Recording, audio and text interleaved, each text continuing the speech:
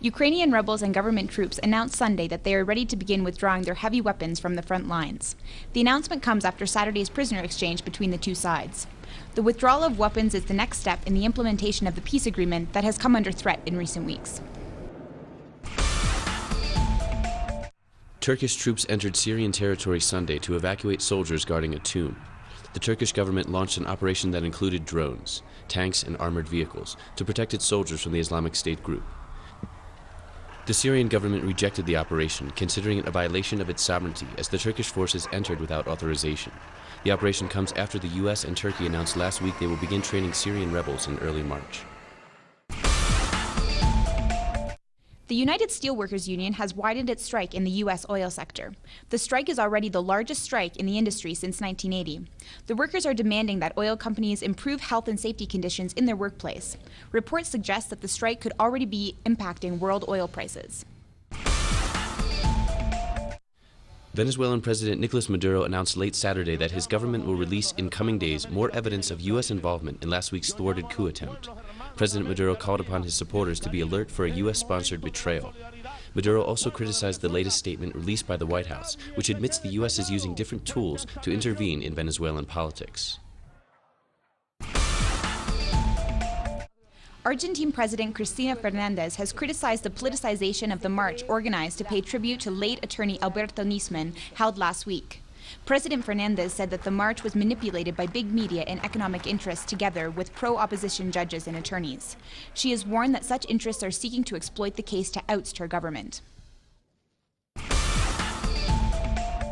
More than 1,000 Muslims and Norwegians built a human shield around Oslo's only synagogue on Saturday. The Solidarity Act with the Jewish community follows an attack against a synagogue in neighboring Denmark last week.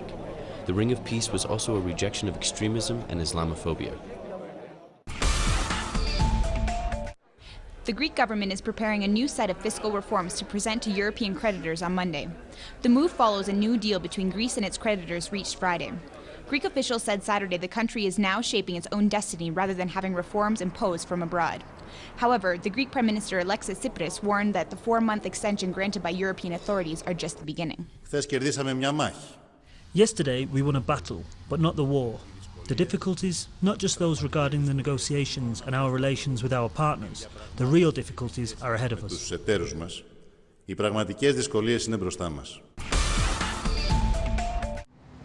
Today in the Gaza Strip, a new Israeli violation of the agreed Palestinian-Israeli truce occurred in eastern Rafah city after the Palestinian Farmers Committee reported that the Israeli forces opened fire towards Palestinian farmers eastern of Rafah city. Ashraf Al-Qadra, the spokesman of Shifa Hospital, said that no injuries arrived to the hospital, but they are fearing that these continuous Israeli violations on the farmers will finally kill some Palestinian farmers.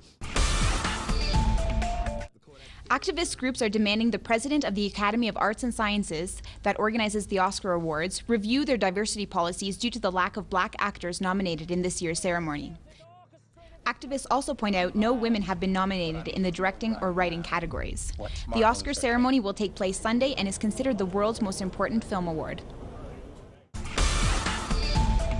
Facts that have marked the course of history. Productions designed in the English language and made for the English-speaking world. This is Documentary. Watch it on telesur.net/English.